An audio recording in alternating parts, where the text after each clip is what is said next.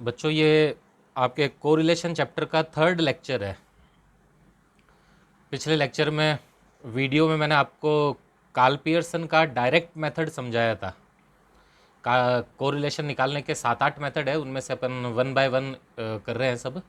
पहला मेथड अपन ने Karl Pearson का डायरेक्ट मेथड लिया था।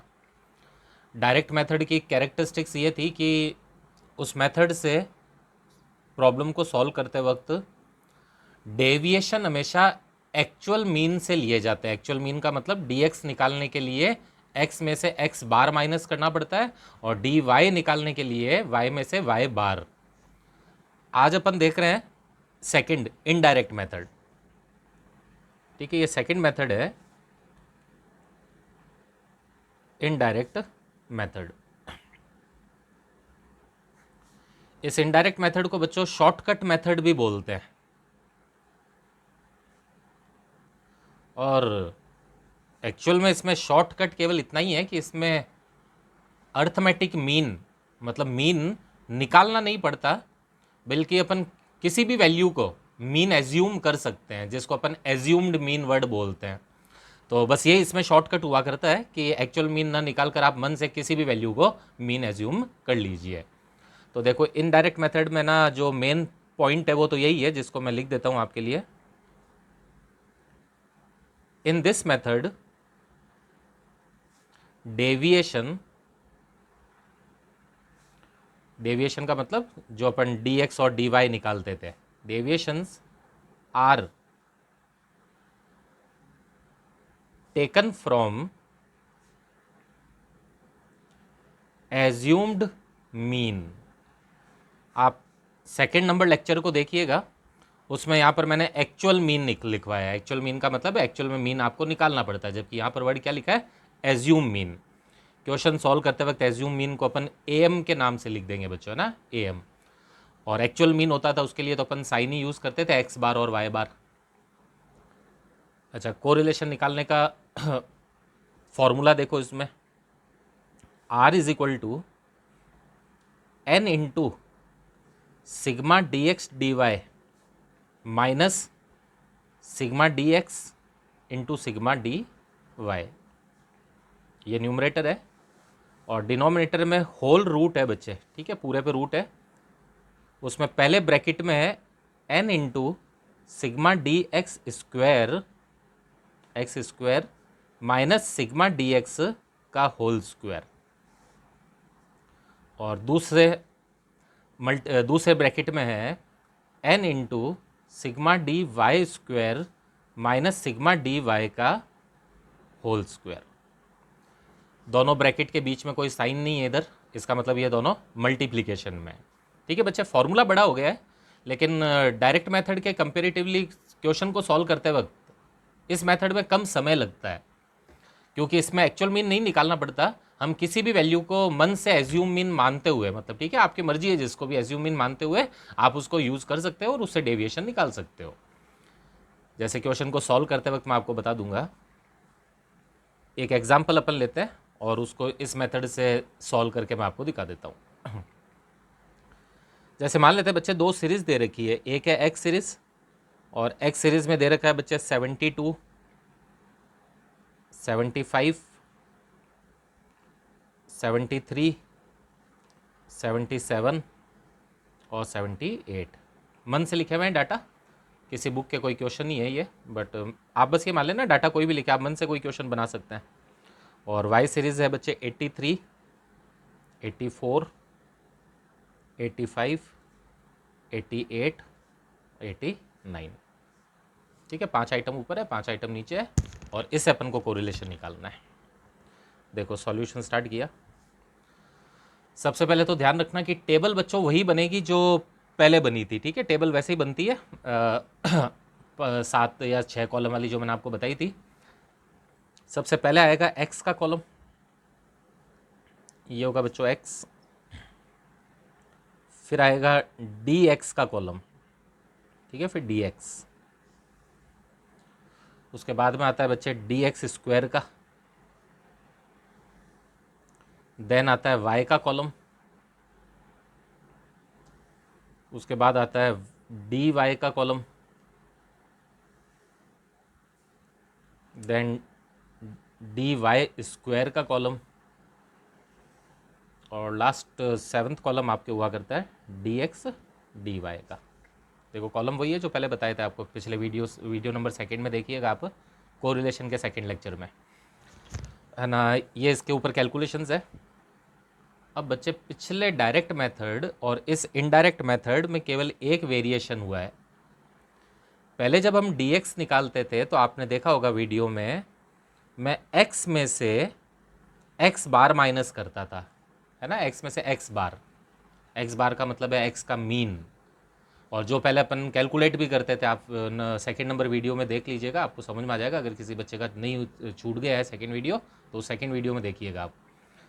तो x dx निकालने के लिए आप x में से x बार माइनस करते थे, जिसके लिए पहले मीन निकाल के लेके आते थे। x का मीन निकालते थे अपन, x के मीन निकालने का फॉर्मूला होता था सिग्मा x अपॉन n। लेकिन यहाँ बच्चों आपको कोई मीन नहीं निकालना।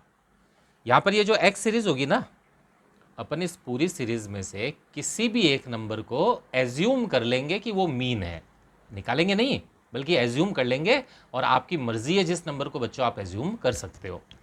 ठीक है, तो इस जगह पर अपन क्या लिखेंगे, एज्यूम मीन। और उसी तरह से बच्चे डी वाई जब निकालोगे तो वाई में से किसी भी वैल्यू को आप एज्यूम मान लेना, वाई में माइनस एज्यूम मीन। बस यही सब मेन डिफरेंस है direct method indirect. Indirect method में मीन निकालना नहीं पड़ता, मन से मान सकते हो किसी भी वैल्यू को, जबकि डायरेक्ट मेथड में एक्चुअल मीन निकालना पड़ता है पहले अपन को। अब देखो मैं सीरीज लिखता हूँ 72, 75, 73, 77, 78, और वाई सीरीज पहले लिख देता हूँ 83, 84, 85, 88, 89। अब पहले अपन dx निकालते हैं। dx निकालने के लिए बच्चे अपन किसी भी एक वैल्यू को एज्यूम मीन मान लेते हैं। तो बच्चों देखो एज्यूम मीन का वैसे तो रूल होता है आप कोई भी वैल्यू को मान सकते हो ना, 1 2 3 4 10 100 1000 किसी को भी मानो, कोई फर्क नहीं पड़ता। लेकिन फिर भी जब मानना ही है तो थोड़ा समझदारी से भी माने। देखो बच्चों ये सीरीज दे रखी है, ठीक है, 72, 75, 73 है, ठीक है। अगर कोई आपसे कहे ना कि इसका मीन निकालो, मीन एक्चुअल में बच्चे एवरेज हुआ करता है ना, मीन का मतलब होता है एवरेज। तो जब आप 72 प्लस 75 प्लस 73 प्लस 74 78 सबको ऐड करके divide by number of item 5 से डिवाइड करेंगे, ठीक है। एवरेज निकालने के लिए क्या करते हो, सबको ऐड करके divide by number of item. तो बच्चों एक सिंपल सी बात सोचो, क्या आप इन सबको ऐड करके डिवाइड बाय 5 करोगे तो 1 आएगा क्या, या 2 आएगा क्या? समझ रहे हो मेरी बात? एज्यूम तो करना है, बट एज्यूम भी थोड़ा सा समझदारी से तो करें। बट बाकी देखो बच्चे रूल तो नहीं है कि किसको एज्यूम करें, एज्यूम का मतलब ही है फिर एज्यूम कर ले। लेकिन हम ये कहते हैं कि नॉर्मली जो सीरीज होती है उन्हीं में से कोई वैल्यू को एज्यूम करना चाहिए, वो एक फेयर एजम्पशन होता है, ठीक है ना बच्चे, फेयर एजम्पशन। गलत सही की बात नहीं है। कोई बच्चा कहता है मैं तो 1 को एज्यूम करूंगा, तो मैं कहता हूं भले तू 0 को कर ले तो भी कोई दिक्कत नहीं, आंसर सेम ही आएंगे। लेकिन फिर भी एक फेयर एजम्पशन ये हुआ करता है कि जो वैल्यूज आपको दे रखी हो उनमें से किसी भी को मान लो आप। छोटी क्लासेस में आपको कहा जाता था सबसे छोटी को मानो या इसको मानो, नहीं बच्चे ऐसा कुछ नहीं है। इन सारी वैल्यूज में से आप मन हो जिसको मान लीजिए, भले आपकी इच्छा है उसको मान लीजिए। तो देखो अपन क्या करते हैं, इन सारी वैल्यूज में से सपोज मैं लेट कर रहा हूं, केवल मैं सबसे छोटी वैल्यू 72 को ही मान रहा हूं। नॉर्मली सबसे छोटी वैल्यू इसलिए ली जाती है बच्चों क्योंकि dx के सारे आंसर फिर प्लस में आए, ठीक है। अब हम लोग कॉलेज के स्टूडेंट्स हैं, हो सकता है अधिकतर बच्चे कॉलेज वाले वीडियो देख रहे हैं, तो अपन के पास तो कैलकुलेटर होता है, तो बच्चे अपने को क्या टेंशन है कि हाथ से करनी है कैलकुलेशन या कैलकुलेटर से। अब माइनस से क्यों घबराना, माइनस में आए तो भी ठीक है। तो अगर जैसे कोई बच्चा 73 एज्यूम कर ले तो अच्छी बात है, 73 कर लो। देखो मैं करके दिखा दूंगा आपको 85 इधर, तो कुछ वैल्यूज प्लस में आएगी कुछ माइनस में आएगी। और अगर आप चाहते हो नहीं सर माइनस में नहीं आएगा, कैलकुलेशंस में गलती हो जाती है, तो फिर क्या करो, सबसे छोटे वैल्यू को एज्यूम कर लेना चाहिए। तो मैं 72 को एज्यूम कर रहा हूँ इस जगह पे, तो 72 में से 72 जाएगा 0, 75 में से 72 जाएगा 3, 73 में से 72 1, dx निकाल रहा हूँ x में से एज्यूम मीन माइनस करके, 75 माइनस 72 5, 78 माइनस 72 6। dx का स्क्वायर कैसे निकलता है बच्चों, पिछले वीडियो में देखा होगा, dx को dx से मल्टीप्लाई कर दे, मतलब dx को खुद dx से मल्टीप्लाई कर दे। 0 इंटू 0 0, 3 इंटू 3 9, 1 इंटू 1 1, 5 इंटू 5 25 और 6 इंटू 6 36। अब देखो इधर आओ, मैं जान करके आपके लिए 85 ले लेता हूँ ताकि कुछ आंसर माइनस में भी आ जाए। 83 में से 85 माइनस करोगे तो माइनस का 2, 84 में से 85 माइनस करोगे तो माइनस का 1, 85 में से 5 करोगे तो 0, 88 में से 85 करोगे तो 3, 9 में से 5 करोगे तो 4। इनका स्क्वायर कर दो, डी वाई को डी वाई से मल्टीप्लाई करोगे तो डी वाई स्क्वायर आ जाएगा, 2 2 ज़ा 4, माइनस माइनस प्लस हो जाएंगे, 1 1 जा 1, 0 9 16। और डी एक्स डी वाई के लिए क्या करोगे बच्चे, जो डी एक्स निकला था और जो डी वाई निकला था इन दोनों को मल्टीप्लाई कर दे, डी एक्स डी वाई आ जाएगा। 0 इंटू -2 0, 3 इंटू -1 -3, 1 इंटू 0 0, 5 इंटू 3 15 और 6 इंटू 4 24। इन सब की टोटल की हमें ज़रूरत पड़ेगी केवल एक्स और वाई के अलावा। ठीक है, पहले इसकी देख लो। ये है बच्चों 15, 71। बच्चों देखो ये प्लस का है 7 और माइनस के हैं 3, तो 7 में से 3 माइनस हो जाएंगे तो प्लस के 4 बचेंगे। ये सब हो रहे हैं 30। यहाँ बच्चे प्लस के हैं 24 और 15 39, -3 हो जाएगा तो ये आ जाएगा 36। और बस इन कैलकुलेशन से जो बड़ा वाला फॉर्मूला मैंने आपको बताया था वो अप्लाई कर दीजिए। क्या था formula, R is equal to n into sigma D X D Y minus sigma D X into sigma D Y whole upon under root first bracket में n into sigma D X square minus sigma D X का whole square, second bracket में n into sigma D Y square minus sigma D Y का whole square. ये sigma D Y square है जबकि sigma D Y का whole square है। ये दोनों में डिफरेंस है, अभी कैलकुलेशन में देखिएगा। अब देखो इसको बच्चे सॉल्व करते हैं अपन।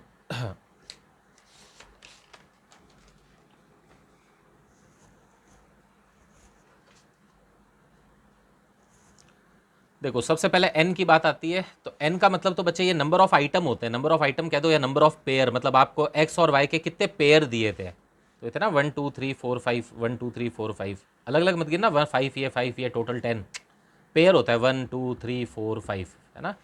तो n है 5 into sigma D X D Y की जगह बच्चे इसकी टोटल आ जाएगी, ये डी एक्स डी वाई की टोटल 36 माइनस ब्रैकेट में सिग्मा डी एक्स, तो देखो बच्चों ये डी एक्स है, इसकी टोटल कितनी 15 इंटू सिग्मा डी वाई, इसी तरह डी वाई इसकी टोटल 4, ये 4 whole upon whole under root, पहले ब्रैकेट में बच्चों n वापस वही 5 into sigma D X square. अब ये थोड़ा सा ध्यान से देखना, सिग्मा डी एक्स स्क्वायर का मतलब होता है बच्चों डी एक्स स्क्वायर की टोटल लेनी है। ठीक है, डी एक्स स्क्वायर की टोटल, ये डी एक्स स्क्वायर है, इसकी टोटल 71 है, तो यहाँ आएगा 71 माइनस, आगे माइनस। अब देखो ये पता है क्या लिखा हुआ है, डी एक्स की टोटल लेनी है, D x sigma D x की टोटल लेनी है और उसका स्क्वायर करना है आपको। यहाँ आप सिग्मा डी एक्स स्क्वायर मत ले लेना बच्चों, ये सिग्मा डी एक्स स्क्वायर था जबकि ये सिग्मा डी एक्स है, उसका स्क्वायर है ये, तो सिग्मा डी एक्स लेकर आए आप, ये था ना डी एक्स, इसकी टोटल कितनी थी 15, तो ब्रैकेट में क्या लिखोगे 15 इसका स्क्वायर। इसी तरह से बच्चे सेकंड में आएगा n into sigma D Y square, जो कि टोटल n की जगह तो वही 5 बच्चों, 5 into sigma D Y square की जगह आएगा 30 माइनस सिग्मा डी वाई का होल स्क्वायर, डी वाई की टोटल 4 आई हुई है, उस 4 का होल स्क्वायर। अब इसके आगे का सॉल्यूशन आप इसी के नीचे देखें ताकि आपको समझ में आ जाए। इज इक्वल टू, देखो बच्चों 5 इंटू 36 करो पहले, तो ये तो आ जाएगा ऊपर 180, माइनस 15 इंटू 4 करोगे तो ये आएगा 60। ठीक है, इसको इससे मल्टीप्लाई कर दिया है, 180 आ गया है, 15 इंटू 4 60 होता है, माइनस कर दिया, डिवाइड होल अपॉन। अब इसको कैसे सॉल्व करना है, देखो 71 को पहले 5 से मल्टीप्लाई करो, ये पहला ब्रैकेट 71 इंटू 5, यह आएगा बच्चों 355। उसमें से माइनस क्या करना है, 15 का स्क्वायर, तो 15 को इंटू 15 करो ना। 15 स्क्वायर का मतलब क्या होता है, 15 इंटू 2 नहीं होता, बल्कि 15 इंटू 15 होता है। यह आएगा 225, ब्रैकेट बंद कर दो। इसी तरह से 5 इंटू 30 तो हो जाएगा बच्चों 150, माइनस 4 का स्क्वायर होगा 16 इज इक्वल टू 180 में से 60 जाएगा, ऊपर बचेगा 120 रूट में, 355 में से 225 लेस कर दो, यह आएगा 130 इंटू, ठीक है, ये दोनों ब्रैकेट आपस में मल्टीप्लाई में, कोई साइन ना होने का मतलब है मल्टीप्लाई। 150 में से 16 जब माइनस करोगे तो आएगा 134 इज इक्वल टू, ऊपर 120 है, दोनों को मल्टीप्लाई करके इसका रूट कर दे, 134 इंटू 130, जो आंसर आए उसका रूट कर देना बच्चों, यह आएगा 131.98, और दोनों को अब डिवाइड करेंगे तो आपका आंसर आएगा 120 divided by 131.98। Your answer will be 0.909। Plus में आया आपका ये आंसर। प्लस में आने का मतलब है हाई कोरिलेशन है और पॉजिटिव कोरिलेशन है ना, हाईली पॉजिटिव कोरिलेशन। सीओ तो मैंने कोरिलेशन को बोला बताया था ना, 0.25 से लगाकर 0.75 तक होता है तो उसको अपन हाई बोलते हैं, सॉरी 0.75 से लगाकर 0.99 तक होता है तो उसको हाई बोलते हैं ना अपन, तो ये हाई कोरिलेशन, अच्छा कोरिलेशन आया है ये। उसी तरह से 0.25 से 75 के बीच में आता है तो मॉडरेट होता है।